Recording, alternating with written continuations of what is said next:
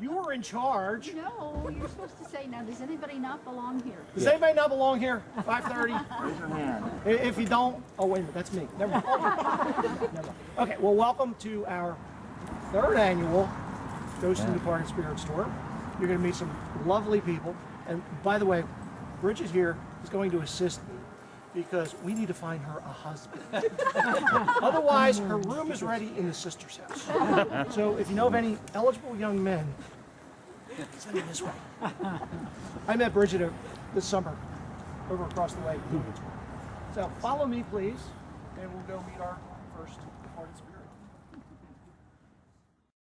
I don't want to hear any pinching, biting, stomping on toes. You know, it's not allowed.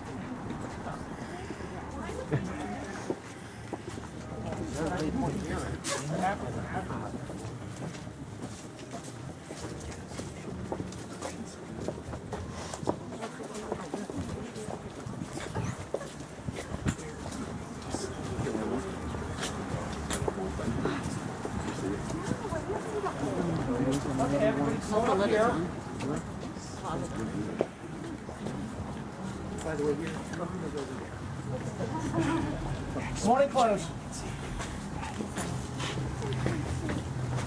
Guten Abend. Guten Abend. Good Abend. Morning close. My name is Sister Sabrina Amelia Newton. You can call me Vina.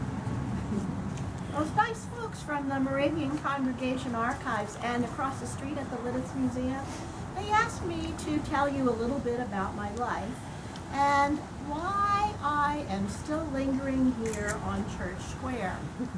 So I've chosen a few items from my personal journal to share with you tonight. I was born in 1821, just down the road on Main Street, and I grew up in this neighborhood. My father was a beer maker, and he owned the Lititz Brewery, which is across from the Lititz Springs Park. When I reached the status of single sister, I joined the other unmarried women in the Single Sisters House, which is the stone building right next to us. Here we attempted to support ourselves while contributing to the congregation by working on the farm, in the laundry, in the kitchen, and helping out at the girls' school. We prospered for a while, but gradually it became clear that of all the congregational enterprises, only the girls' school was not operating at a loss. In 1844, it was decided to close the Sisters' House economy and allow the management of the girls' school to take over the farm and the kitchen. Right around the same time, the school was given the name Linden Hall by Principal Reverend Eugene Fruhoff, who had planted that row of linden trees to shade the buildings. After much discussion among our members, the congregation phased out the old system of church ownership of all property in this village, and our sister's house was given to the newly independent girls' school.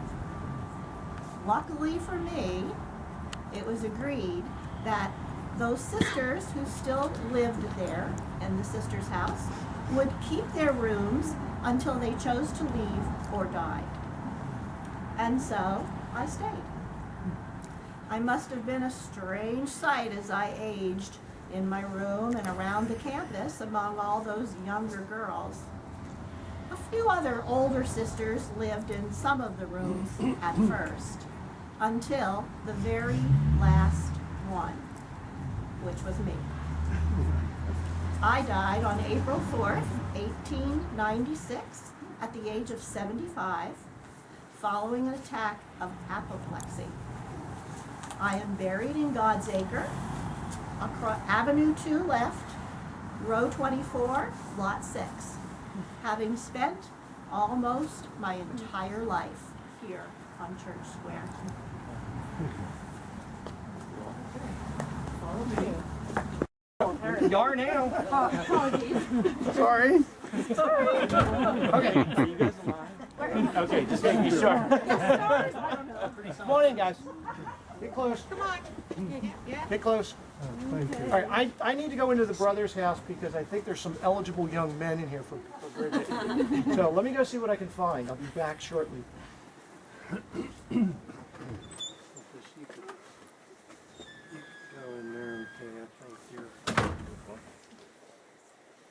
Does that say 1730? Guten Abend, meine Freundin. Good evening, friends. I'm Dr. Adolf Meyer. I was born in Saxony in 1714 and joined the Brethren at Herrnhut at 1736. In 1739, I married Mary Carthouse, and we received a call to come to America. It wasn't until 1742, however, until I boarded the vessel Catherine to begin the journey. Arrived here in America in Philadelphia on June the 7th. Sadly, my wife was not able to make the journey with me, however, due to ill health. She eventually did attempt to make the trip to America. However, she passed away off the banks of Newfoundland and was buried at sea. Nonetheless, shortly after arriving in Philadelphia, I was sent to Nazareth, where I became the town doctor. I was a physician and a surgeon, a profession that I learned from my father. I was also the first elder of that congregation. I served there, and shortly, several years after moving there, I married Maria Katrina Kraft. We were called to take over a boys' school that was down in Fredericktown, Maryland, and we served there until 1749. At that point in time, for health reasons, we asked to be relieved of those responsibilities, and we set up housekeeping on our own. In a few years, our son Christian passed away, and we were so devastated.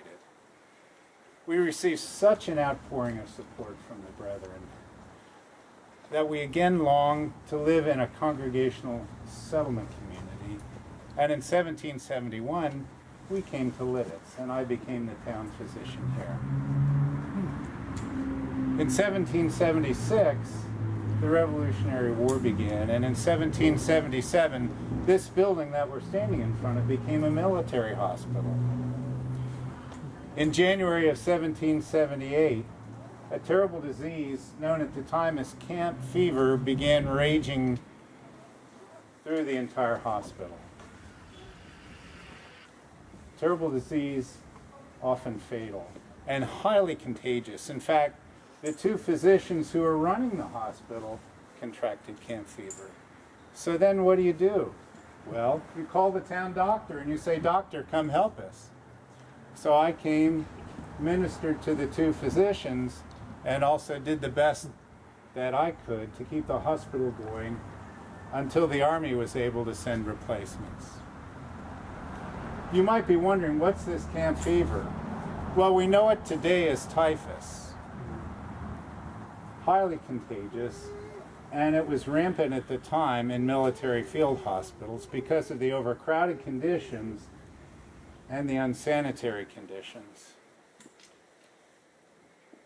In fact, what was happening was 3 or 4 people every day in this hospital were dying, and they were taken and buried on the east side of town.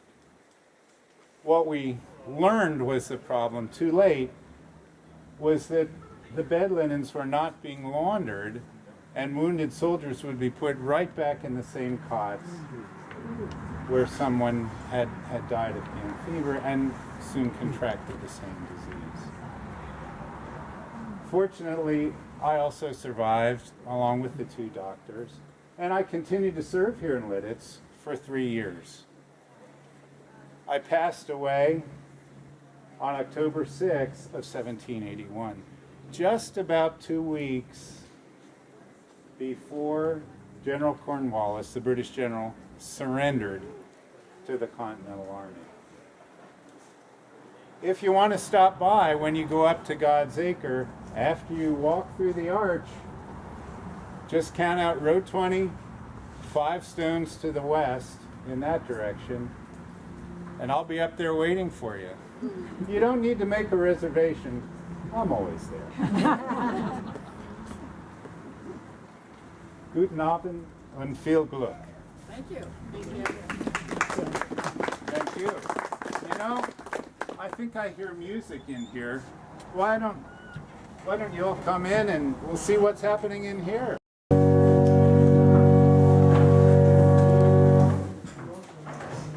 Greetings, everyone.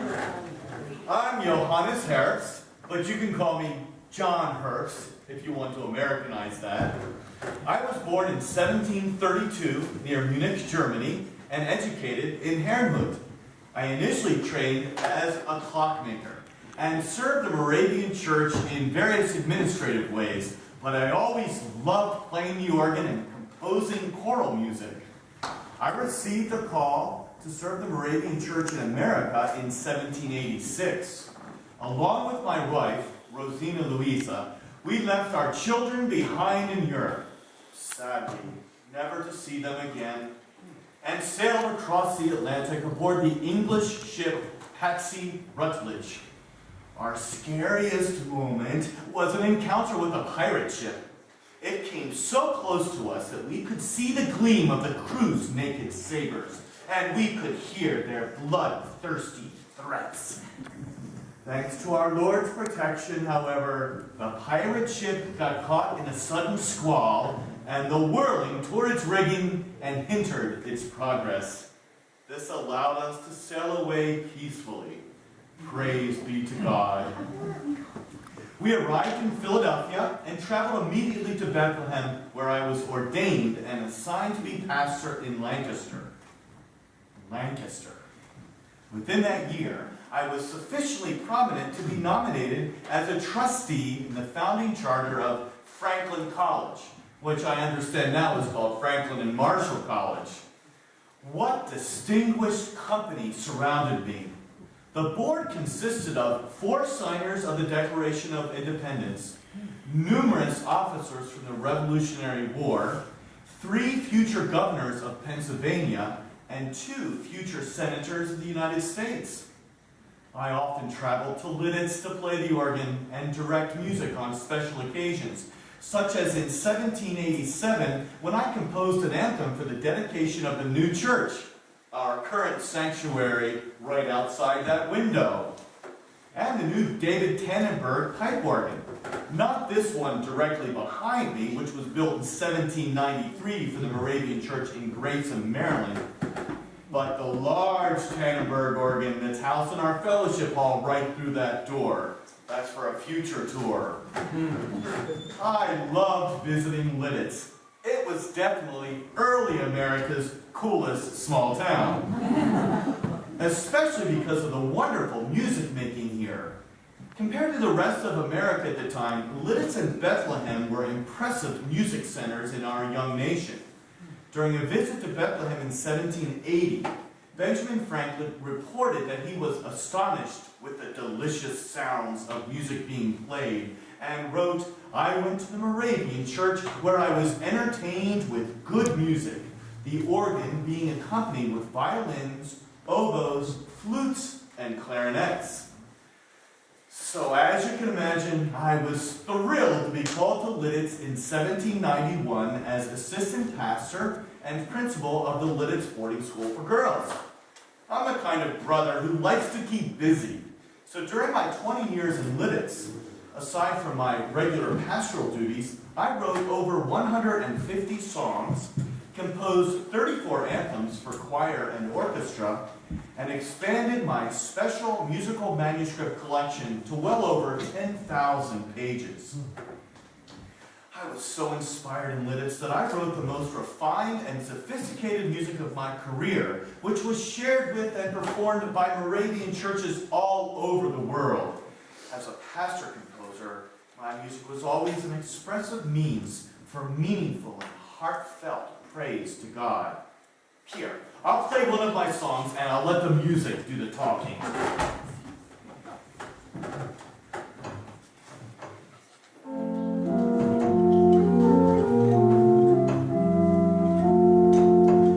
Jesus makes my heart rejoice.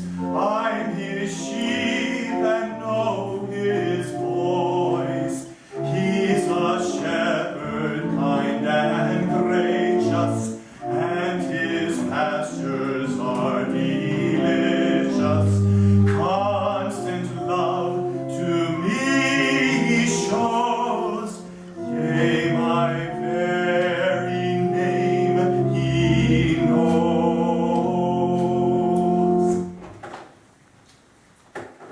In the final year of my life, I received a call to move immediately to Salem, North Carolina. On the 12th of May, 1811, 2 days before leaving my beloved Lititz, a love feast was held for my wife and I, and followed by my consecration as bishop. Everything went well in North Carolina, that is, until I died on January 15, 1812, after serving less than 8 months in my new position. My final resting place is in God's Acre, Salem, North Carolina, so if you're ever down south, please drop by and say hello. In the meantime, my spirit loves visiting Lititz, which really makes my heart rejoice.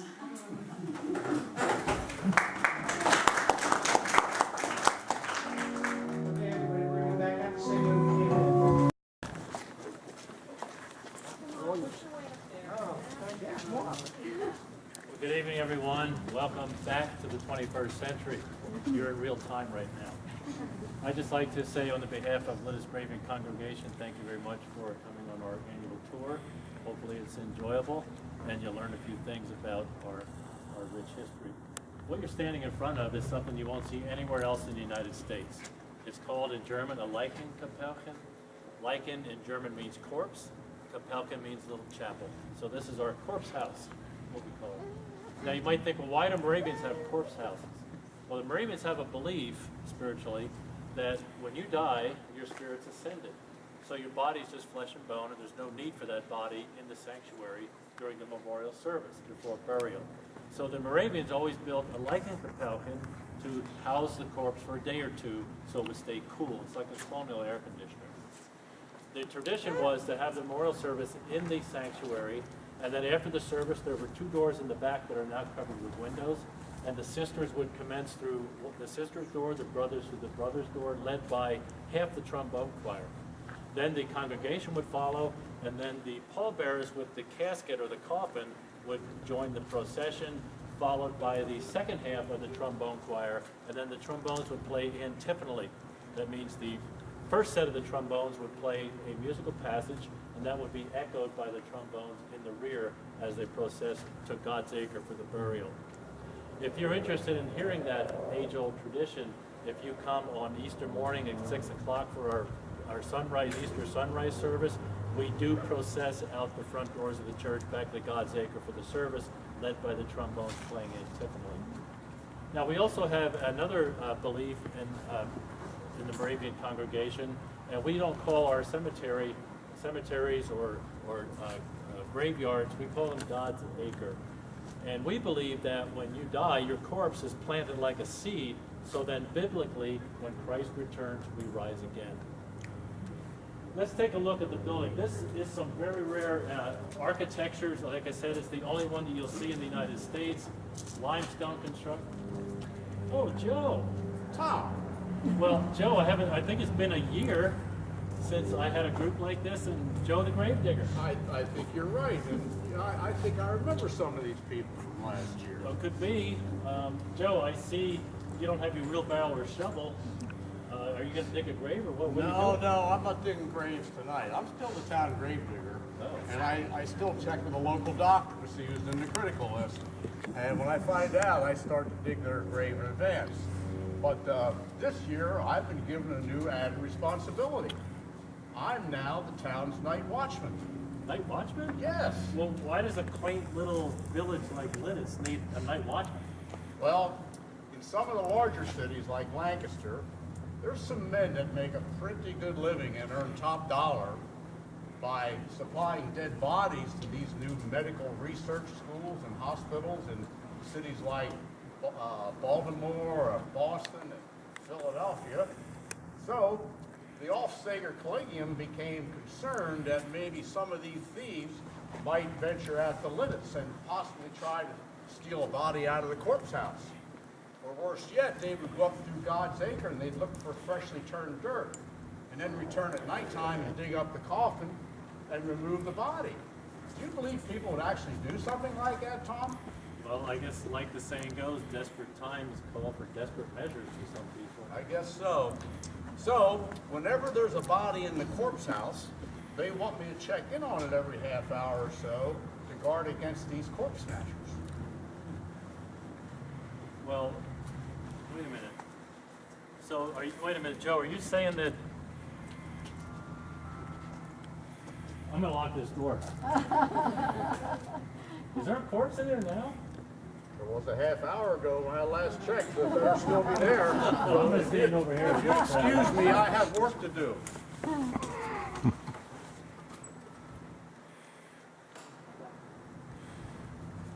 I hope he goes back out.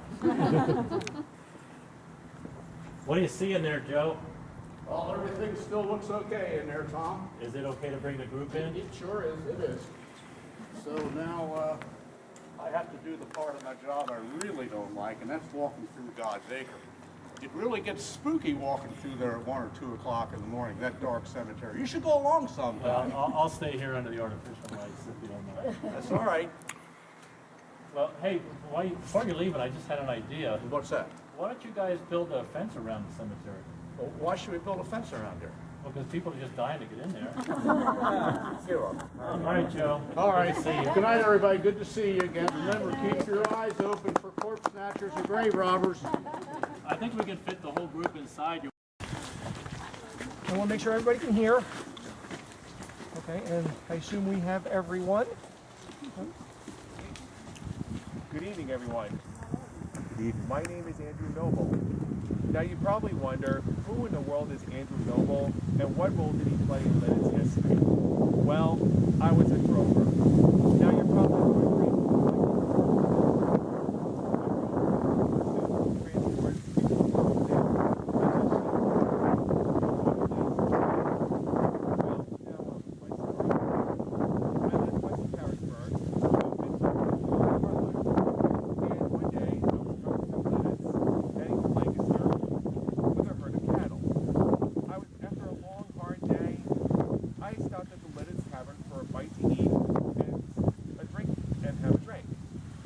well, maybe it was more than a drink.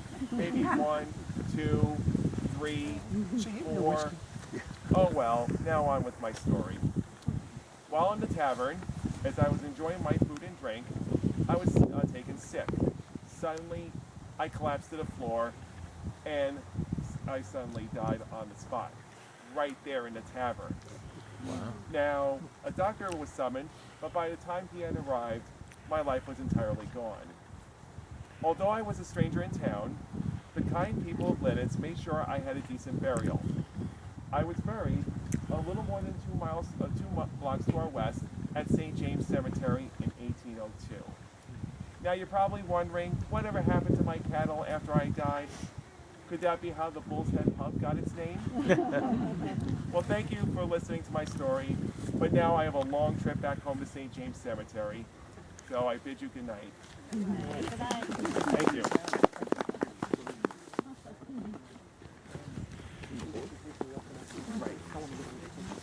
God's Acre. The first one, as you just heard, was the St. James Cemetery. It still exists over on off of I think it's Center Street, one of those little byways over there, and it is still maintained by the Moravian Church. Now, if you go up through the arch, this has been rebuilt several times. The arch has been rebuilt several times. This particular one, if I remember correctly, Barbie can help me out, 1930s, this arch? Do we know? Okay, anyway, it's been rebuilt. This cemetery was established in 1757 on November the 7th. The first person was a little boy who was buried on November the 8th, the day after the cemetery was consecrated. These cedar trees that you see along the road here are original. There were more of them. Some of them have obviously died, but they have survived since the 1750s. Head on over this way. And again, before coming close. Come in close. Come on in. Make sure everybody can meet our spirits in here. Gather around my grave. Good evening, everyone. My name is Johann Erdmann Amy. Just call me John. I was born in 1758 in Saxony, Germany. My father was the chief architect to the castle of the Count von Promnitz and to the city. Now, it remained unforgettable to me how in just my 3rd year of life, my father died suddenly of a hemorrhage. At the same time, my sister, who had died earlier of scarlet fever, lay as a corpse. So they were both buried on the same day. The Count von Promnitz graciously took it upon himself to provide for the care, support, and education of myself and my 2 sisters. In my youth, I experienced an apparent protection of my life. One day, as I was walking home from school while reading a book, as I often did, I inadvertently walked off the roadway and had the misfortune of falling into a cistern. I most certainly would have drowned had it not been for a soldier who was nearby, who heard my screams for help and hastened to my rescue. As I grew older, I found work in farming. Now, there was this small group of awakened souls who held special services for encouragement while on their path of faith. Driven by curiosity, I asked them for permission to attend one of their services, and it was gladly granted to me. Now, what I heard there made a deep and lasting impression upon my heart and awakened in me the earnest desire to become as pious as these people. Since they were in connection with the Moravian Brethren, the desire became alive in me to belong to these people of the Lord. As a result of this, I was admitted into the Moravian congregation at Herrnhut in 1775. There I learned the trade of a hatter, and I worked in this profession until 1786 when I received a call to go to America. So 26 of us boarded the small vessel, the Patsy Rutledge, and we were on our way to America. While on the high seas, our vessel was chased and attacked by a band of Algerian pirates who came so close to us that we could see the gleam of their sabers with our eyes, and their bloodthirsty threats could be heard. We prayed for divine intervention, when all of a sudden, out of nowhere, came this sudden squall, which twirled their ship around, tore its rigging, ripped its sails, hindered their progress, which allowed our small vessel to sail away in peace. Some of my fellow voyagers who were on that vessel and were destined to come to Lititz included John Herbst, who I understand you heard his beautiful music tonight. Also, Gottlieb Eichner, who was the tobacconist, and John Martin Beck. We arrived in Philadelphia in September of 1786. I first went to Bethlehem. Then I went to Christiansbrunn, where I was entrusted with the office of choir servant to the Brothers' House for 2 years. Then I moved to Nazareth, where I met Elizabeth Frevel, who became my wife.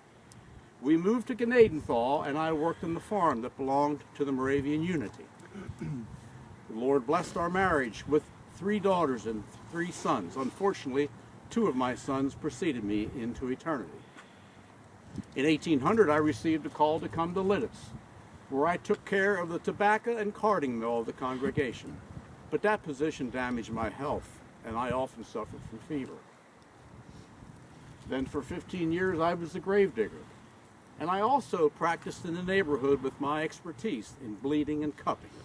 Now, cupping is an old healing technique which involves taking a small cup and placing it over a small incision made on a part of the body, and then squeeze the cup to create a partial vacuum to draw off the so-called bad blood. In 1818, I became a widower with the homegoing of my wife Elizabeth, who rests just across the aisle from us. After that, I took turns living with one or the other of my children. The last years of my life I spent with my son Christian in Lexington. I gradually grew weaker, suffering from a wasting disease, which eventually developed into dropsy, and I became quite bedfast. I had been waiting for my final dissolution and submitted patiently to the will of my Lord, who I knew the proper hour for my homegoing. As I lay in waiting, I conversed daily with my heavenly friend and found much rich green pasture for my heart by reciting from memory the many verses of hymns which I had learned in my youth. As long as my strength allowed, it was important for me to appear at the holy place before the Lord for Holy Communion and other festive occasions with the congregation to receive the meal of grace. On the morning of September the 14th, 1844, when I was visited by my preacher, I asked to receive the blessing of the Lord for my homeward journey, which was given to me in the presence of my family and several of my neighbors. Finally, on September the 30th, the long-awaited moment had arrived, when my blood-bought soul was lifted from this weary earthly tabernacle, and I received the crown of life from my Lord. My pilgrimage on earth lasted for 86 years, 4 months, and 8 days. When I heard those words, "Now, weary pilgrim, you have overcome."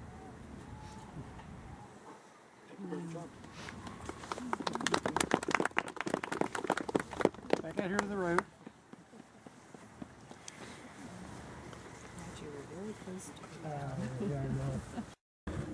Christian Fenstermacher. Ich werde 96 Bayern geboren. And they told me earlier today that you speak English more than you do German now, Lititz, so we'll do all of this in English. Can you speak up, kind sir? Well, you've been dead for a long time. It gets a little bit time to do the voice work. We will do that, yes. I am John Christian Fenstermacher. I was born in 1797 in Bavaria. And some of you who know German may think Fenstermacher, that means I was a window maker. I was actually apprenticed as a butcher and learned that trade. And actually for 6 years, I was the court butcher to the Duke of Vendôme in the Rhineland. He was one of the great military leaders in Europe at that time.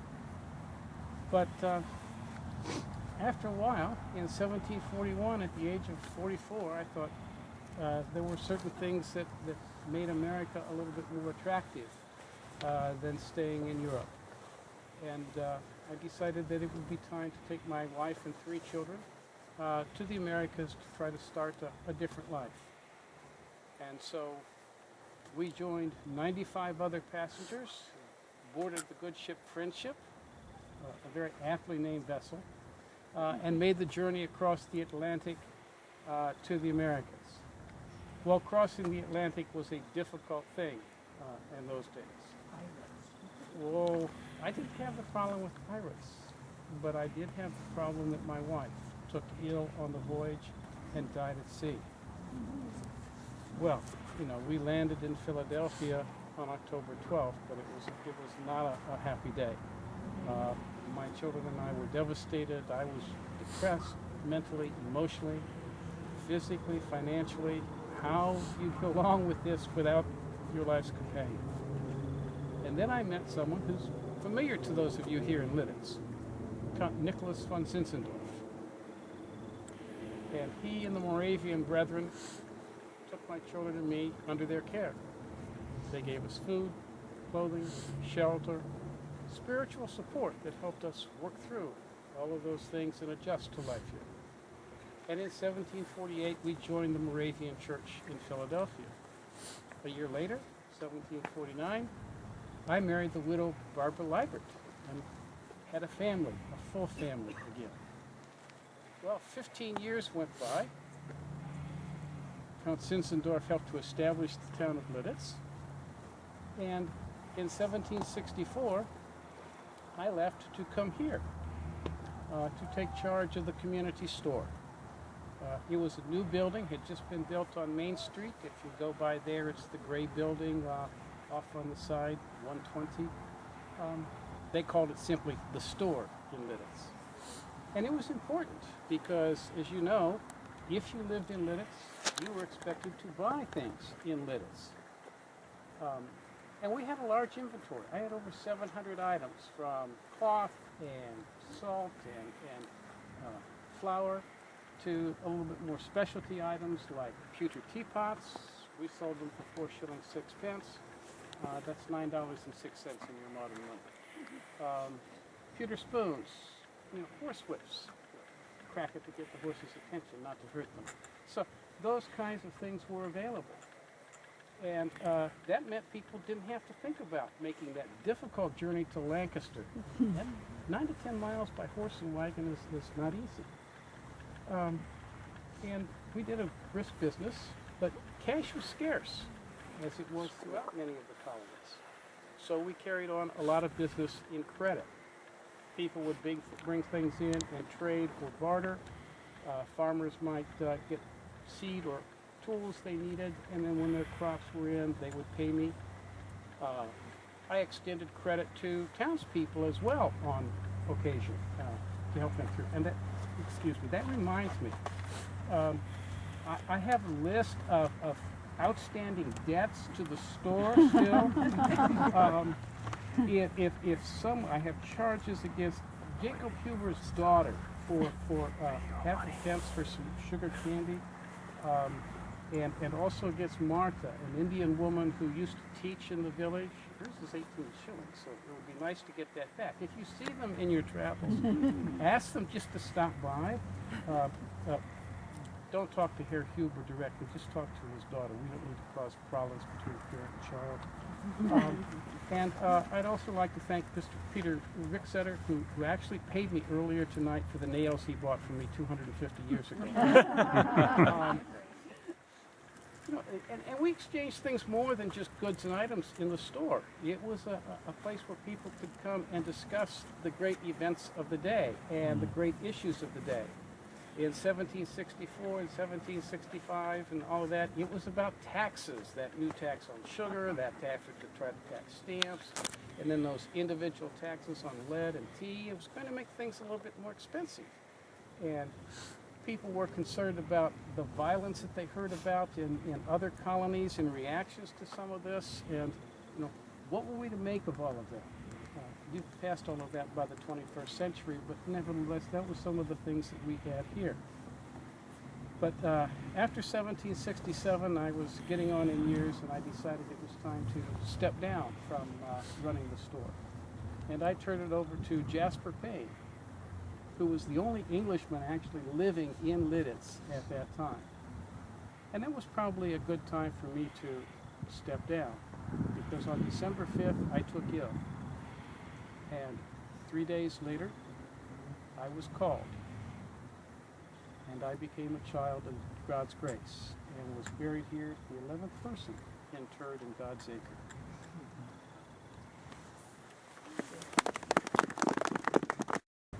I was born in 1730, and I'm originally from Switzerland. I came here to Lititz, and I met my husband, George Frederick Kiesel, and we were blessed with 9 beautiful children, 5 daughters and 4 sons. They were so precious. We loved them so, so much. I don't know if you've heard, but life here in the early settlement was very, very difficult. When I say early settlement, I mean before this lovely church was here. I mean before this God's Acre cemetery was consecrated. 1769 was the absolute worst year of my life. It was just awful. We had a contagion here in Lititz. It was smallpox, and it impacted many, many people in the settlement. And my husband and I, our family was not left unscathed. In 1769, March 27th, our dear daughter, Anna Maria, she was 12 years old. After fighting smallpox for several days, she went on to her final rest. We were extremely aggrieved. It was awful, the pain that a parent feels at the loss of a child. But that wasn't all of it. Only 2 weeks later, our son, Frederick, he was 6 years old. We also lost him. I kept thinking it was just a terrible dream, that I would wake up and everything would be normal again. But there was none of that. 10 days later, our 4-year-old Nathaniel died of smallpox as well. And only a few days later, Verona, our daughter, who was 11, she's named after me, she also passed. So in 4 weeks, George and I lost 4 of our children. And they're all buried in the old St. James Cemetery a few blocks west of here. Well, after that, I didn't know how to go on. I didn't know what to think. I couldn't live. I didn't know how to live. I didn't know why to live. But these lovely ladies, oh, well, you can't see them, but these beautiful Moravian sisters that are buried here near, they took care of me. They nursed me. They fed me. They prayed for me. They took care of my house. They took care of my husband. And I don't even know how much time elapsed. But one day, I woke up in the morning, and finally I was able to put one foot in front of another. After all, our other children that survived needed a mother. And surprisingly, I lived for a very long time after that. It wasn't until 1805, in June of that year, that I went to my final resting place. I was 75 years old, and now I am at peace. And I am still surrounded by these beautiful ladies who cared for me and loved me so much. Before I let you go, I have to say I am still very mindful of contagion, and especially at this time of year when germs start to spread around our town. When you go home, I'd like you to remember my story and make sure you wash your hands often. Make sure you get your flu shots. And if you sneeze or cough, please cover your face. Thank you very much. Only access to the 3rd floor is through a trap door that's padlocked. One Christmas, he had all the candles up there. Noticed that there were some out, so he took light bulbs up there, unlocked the door. Problem was, when he got up there, they weren't burned out light bulbs, they were full plugs. Huh. So we're not sure whether that was Jeremy, our Revolutionary War soldier, who's still close together, but it's a 2-seater. So let's take a look inside. Oh, Mammy, I apologize. Excuse me. Young man, did your mother teach you no manners? Yes, she did. I am in I here trying to apologize. do my business. Who are these people? Well, we're doing What are a you doing tour, here? and we were just looking at the modern conveniences. A tour? Yes, A tour of what? of Lititz. Oh. They're interested in Lititz and how it grew, and Oh, also well, to see I some knew of a those lot about modern that, you conveniences. know. Yeah, Step please. aside, young man. You weren't even here when I was here. Hello, how are you? Well, I am Anna Catherine Schrader. So nice to meet you. Nice to meet you too. I am a Moravian woman who was trying to do her business. Apologize. Oh my goodness. I was born in Herrenhut. How many people have heard of Herrenhut? Oh, you're not Moravians then. I don't know where you came from. We're all Moravians here in this town. Well, Herrenhut is where the Moravian church really got its kickstart. And that's where I was born. And I wound up here in Lititz. Well, just like almost everybody here in Lititz, I retired here with my husband. A lot of retirement places here. My husband, Frederick Schrader, and I traveled all over the world because he was a pastor. We were in Suriname, We were in North Carolina, where he was the superintendent of the boys' school there. And then, like I said, we retired here. Now, my Frederick has passed, so he's gone to the greater glory of the Lord and left me here to manage myself. Fortunately, being a big woman like I know you don't want to say anything, but I am a big woman. And I have a really, really big backside. And when I moved here to Lititz, I contacted Mr. Greenberry Petticourt. Now, you may have met him. He is our handyman, I guess you would call him today. And I had him help me out by making a very, well, maybe a lot larger hole than most people need, because one does not like to be uncomfortable when one's doing one's business. And then, do you want to come around here? Give me that thing. You can see there's also, I'm going to put this right in here so you can see. This side is my side, and that's the children's side. Now, we would bring our children out in the evening to go with us because, well, children don't like to go out in the dark, and certainly not into this spider-filled place. And as you can see, that's much smaller because we had our children, as you may have already heard, die of a lot of things, including smallpox. So no use throwing one down the potty. So that would keep them safe and entertained while the mother is out here too. You know, come to think of it, I don't think you do things a little differently now, don't you? In my day, we did our business outside and we ate inside. I think nowadays you do your business inside and you go out to eat. Is that true? So I have to finish my business before the night is over. I'm going to let you move. Where are you going now? Are they all done? We're finished. Oh, of So course if you don't mind, Mammy, I'm going to grab my Go lantern. ahead. I'm Thank used to you. being out here in the dark. Well, thank you for coming here to visit us. I hope you learned something tonight, did you? Yes. Yes, yes. We like to see the children learning. Did you learn something? What did you learn?